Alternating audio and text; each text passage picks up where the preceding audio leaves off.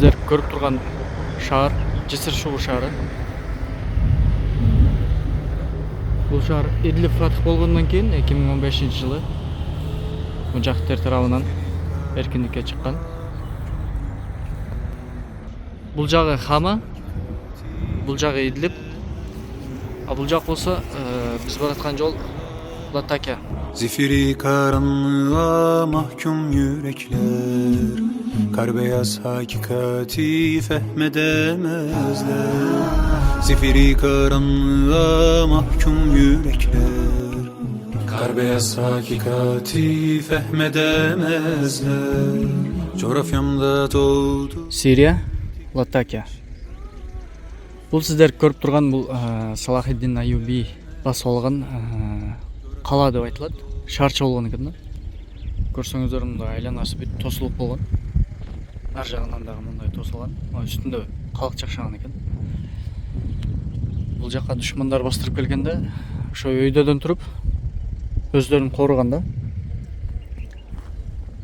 Тынч жашоодо бул каладан сыртка чыгып жашашкан, а кооп келгенде баары ошонун ичиге кирип өздөрүнү корушкан. Көрсөңүздөр эски тосмолор менен азыр иншалла ичине барып да тартабыз. Сириянын Латакия аймагындагы Салахиддин Аюбидин калаасы тууралуу. Салахиддин Аюби тууралуу биз Шам жерлерин фатих кылганы тууралуу көп укканбыз. Бирок анын Сухюн калаасын басып алышы эң чоң аскердик жеңиштеринен бири болгон.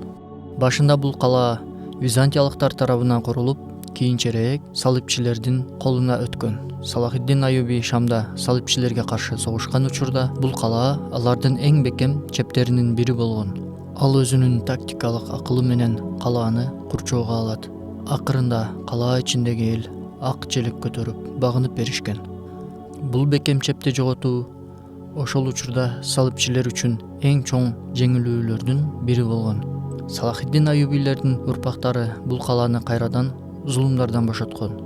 Салахиддин Аюби өзү болсо Ирактын Тикрит шаарынан болуп, улуту араб күрттөрдөн чыккан. Ал салипчилерге каршы согушуп, Шам жана Куддус жерлерин алардан бошоткон.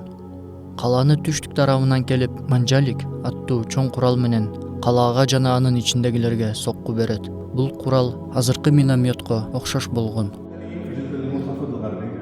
طبعا هذا السور بيزنطة الأول هنا وهنا يوجد بقايا لسور بيزنطة ضمن الاسطبلات.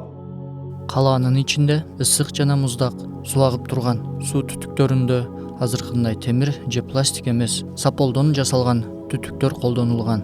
Калаада 4000 тонна суу баткан чоң суу сактагыч болгон. Бул суу сактагыч ичүү үчүн болгон. Дагы 2500 тонна суу баткан башка сактагыч болсо кир жууганга жана аттарды сугарууда колдонулган. Бул суу сактагычтар тоону оюп жасалган жана айрым бөлүктөрү дубал менен жабылган.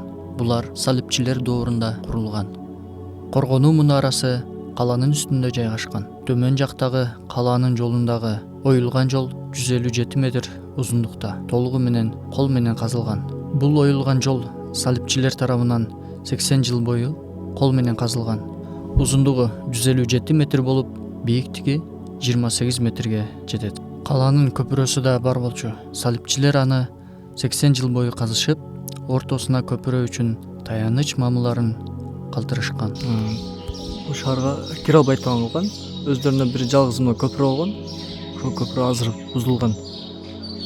Мойдон туруп мынакей мына жерден гана киришкен. Калган ушундай душмандар чыгаланган эмес өйдөгө. Анан көрсөңүздөр мына майда тешишчилер турат. Ар жерлерде.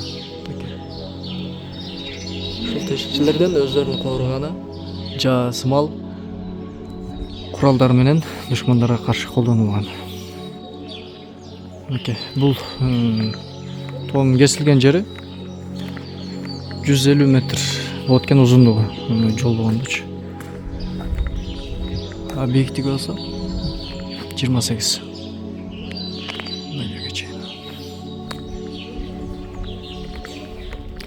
Миңдеген жылдарды өзүнө камтыган жерлер. Азыр мен бул шаарчанын эң эле Üstüne çekip durun. Teti köprü bu жақта қалып кетті.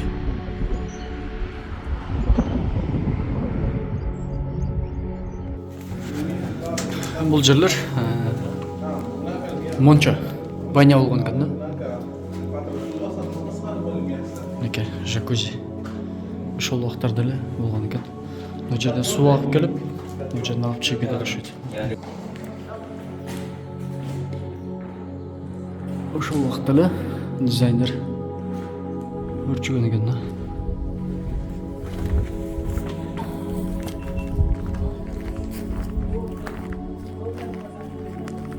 Мына жер жанагы көпүрө деп айтылган жер.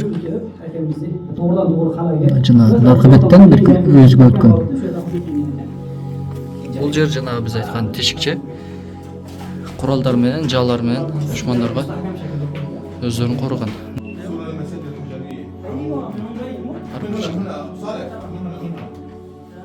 Но өйдөлөрдөн кондиционер сыяктуу муздак аба кирип турат экен. Ушул жердин дарбазасы болгон да.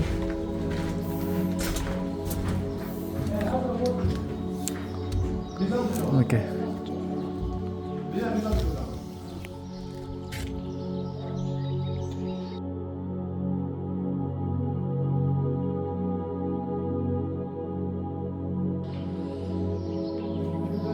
Бул жерден нар жакка карап жол кеткен. Көрсөңүздөр. Чоңдугуну караңыздар. Таштын мына менин колум. Бете бир чекесинде эле калып калды. Византиялыктар салган экен бул. Караңыздар. А буну салыпчылар.